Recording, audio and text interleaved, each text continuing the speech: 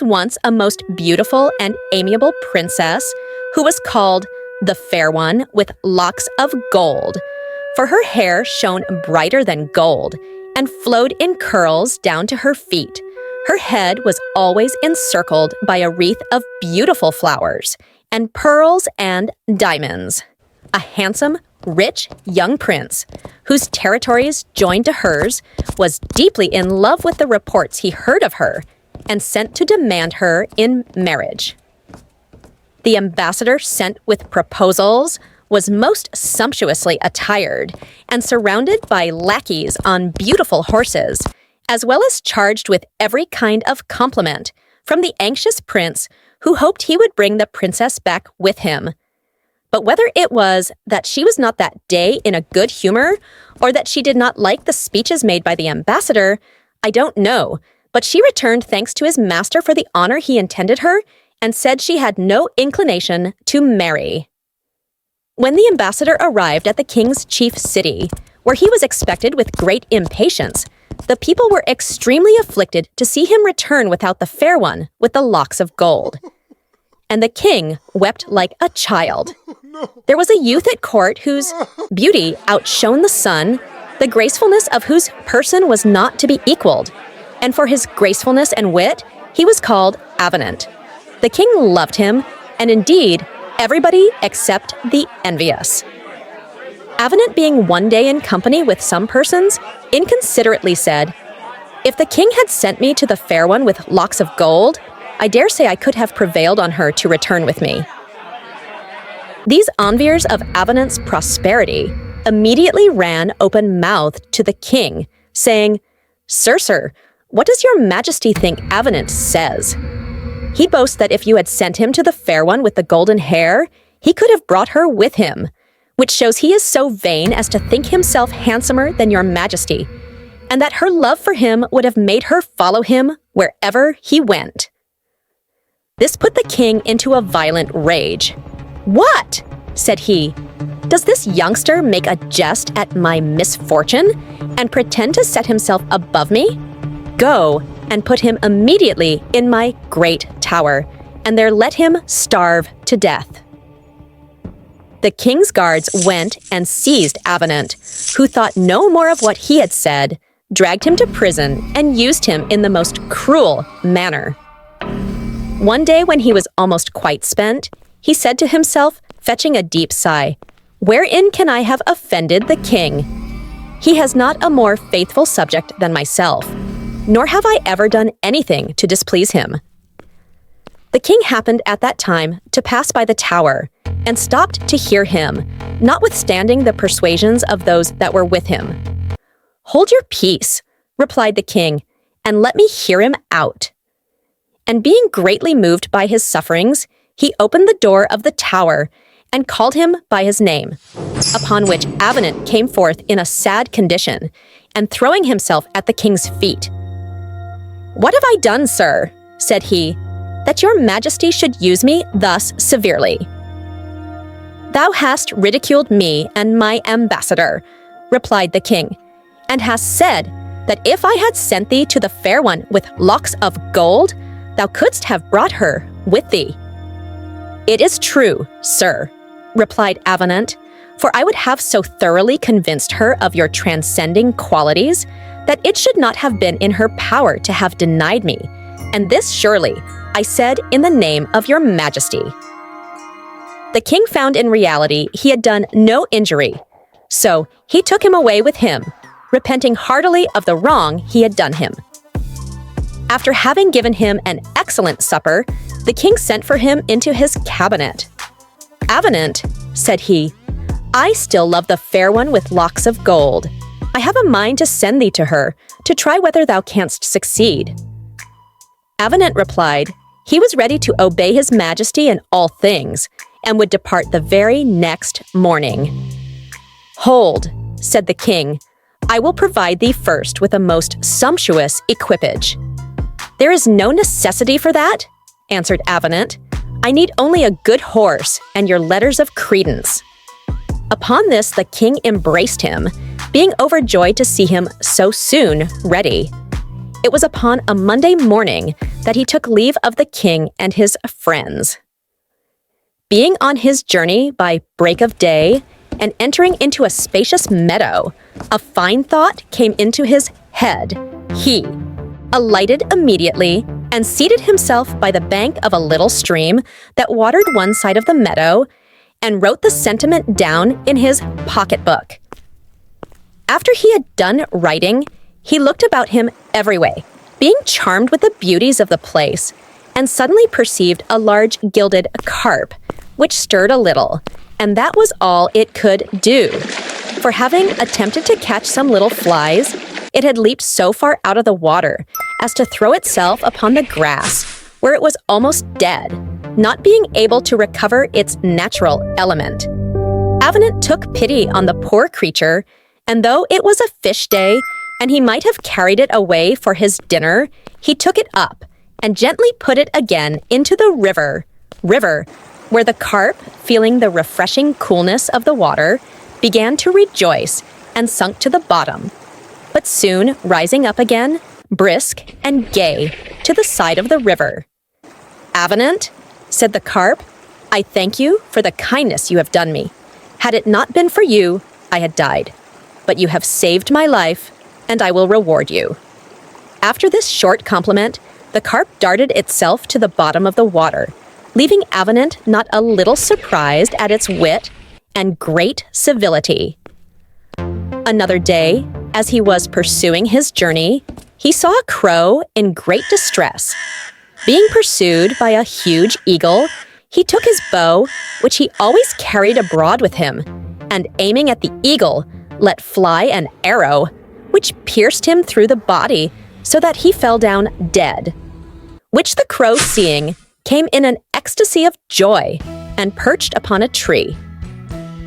"Avenant," said the crow, "you have been extremely generous to succor me, who am but a poor wretched." Crow, "But I am not ungrateful, and will do you as good a turn." Avenant admired the wit of the crow, and continuing his journey, he entered into a wood so early one morning that he could scarcely see his way, where he heard an owl crying out like an owl in despair. So, looking about everywhere, he at length came to a place where certain fowlers had spread their nets in the nighttime to catch little birds. "What pity 'tis," said he, "men are only made to torment one another, or else to persecute poor animals who never do them any harm."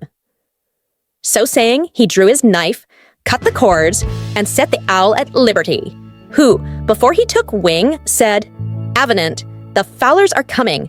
I should have been taken, and must have died without your assistance. I have a grateful heart, and will remember it."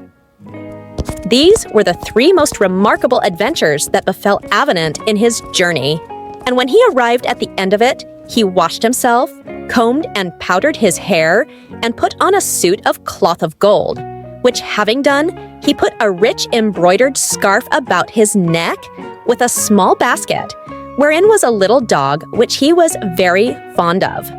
And Avenant was so amiable, and did everything with so good a grace, that when he presented himself at the gate of the palace, all the guards paid him great respect, and everyone strove who should first give notice to the fair one with locks of gold, that Avenant, the neighboring king's ambassador, demanded audience. The princess, on hearing the name of Avenant, said, "It has a pleasing sound, and I dare say he is agreeable and pleases everybody." And she said to her maids of honor, "Go, fetch me my rich embroidered gown of blue satin, dress my hair, and bring my wreaths of fresh flowers. Let me have my high shoes and my fan, and let my audience chamber and throne be clean and richly adorned. For I would have him everywhere with truth say that I am really the fair one with locks of gold." Thus, all her women were employed to dress her as a queen should be. At length she went to her great gallery of looking-glasses to see if anything was wanting, after which she ascended her throne of gold, ivory, and ebony, the fragrant smell of which was superior to the choicest balm. She also commanded her maids of honor to take their instruments and play to their own singing so sweetly that none should be disgusted. Avenant was conducted into the chamber of audience, where he stood so transported with admiration that, as he afterwards said, he had scarcely power to open his lips. At length, however, he took courage and made his speech wonderfully well, wherein he prayed the princess not to let him be so unfortunate as to return without her. "Gentle Avenant," said she, "all the reasons you have laid before me are very good, and I assure you, I would rather favor you than any other. But you must know, about a month since, I went to take the air by the side of a river with my maids of honor. As I was pulling off my glove, I pulled a ring from my finger, which by accident fell into the river. This ring I valued more than my whole kingdom, whence you may judge how much I am afflicted by the loss of it. And I have made a vow never to hearken to any proposals of marriage, unless the ambassador who makes them shall also bring my ring. This is the present which you have to make me. Otherwise, you may talk your heart out, for months and even years shall never change my resolution."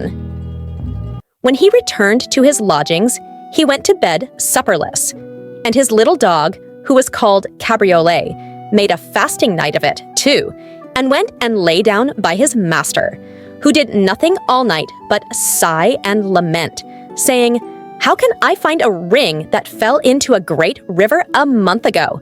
It would be folly to attempt it. The princess enjoined me this task merely because she knew it was impossible," he continued, greatly afflicted, which Cabriolet observing, said, "My dear master, pray do not despair of your good fortune, for you are too good to be unhappy. Therefore, when it is day, let us go to the riverside." Avenant made no answer, but gave his dog 2 little cuffs with his hand, and being overwhelmed with grief, fell asleep.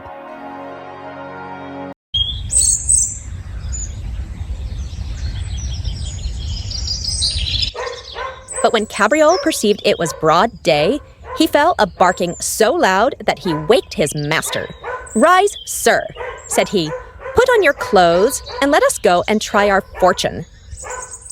Avenant took his little dog's advice, got up and dressed himself, went down into the garden, and out of the garden he walked insensibly to the riverside, with his hat over his eyes and his arms across, thinking of nothing but taking his leave. When all on a sudden he heard a voice call, "Avenant, Avenant," upon which he looked around him, but seeing nothing, he concluded it was an illusion, and was proceeding in his walk, but he presently heard himself called again. "Who calls me?" said he. Cabriolet, who was very little, and looked closely into the water, cried out, "Never believe me, if it is not a gilded carp." Immediately the carp appeared, and with an audible voice said, "Avenant, you saved my life in the poplar meadow, where I must have died without your assistance, and now I am come to requite your kindness. Here, my dear Avenant, here is the ring which the fair one with locks of gold dropped into the river," upon which he stooped and took it out of the carp's mouth, to whom he returned 1,000 thanks. And now, instead of returning home, he went directly to the palace with little Cabriolet, who skipped about and wagged his tail for joy that he had persuaded his master to walk by the side of the river. The princess being told that Avenant desired an audience, "Alas," said she, "the poor youth has come to take his leave of me. He has considered what I enjoined him as impossible, and is returning to his master." But Avenant, being admitted, presented her the ring, saying, "Madam, behold, I have executed your command, and now, I hope, you will receive my master for your royal consort." When she saw her ring, and that it was noways injured, she was so amazed that she could hardly believe her eyes. "Surely, courteous Avenant," said she, "you must be favored by some fairy, for naturally this is impossible." "Madam," said he, "I am acquainted with no fairy, but I was willing to obey your command." "Well then, seeing you have so good a will," continued she, "you must do me another piece of service, without which I will never marry. There is a certain prince who lives not far from hence, whose name is Gallifron, and whom nothing would serve but that he must needs marry me. He declared his mind to me, with most terrible menaces, that if I denied him, he would enter my kingdom with fire and sword. But you shall judge whether I would accept his proposal. He is a giant, as high as a steeple. He devours men as an ape eats chestnuts. When he goes into the country, he carries cannons in his pocket to use instead of pistols, and when he speaks aloud, he deafens the ears of those that stand near him. I answered him that I did not choose to marry and desired him to excuse me. Nevertheless, he has not ceased to persecute me and has put an infinite number of my subjects to the sword. Therefore, before all other things, you must fight him and bring me his head." Avenant was somewhat startled by this proposal, but having considered it a while, "Well, madam," said he, "I will fight this Gallifron. I believe I shall be vanquished, but I will die like a man of courage." The princess was astonished at his intrepidity and said 1,000 things to dissuade him from it, but all in vain. At length, he arrived at Gallifron's castle, the roads all the way being strewed with the bones and carcasses of men which the giant had devoured or cut in pieces. It was not long before Avenant saw the monster approach, and he immediately challenged him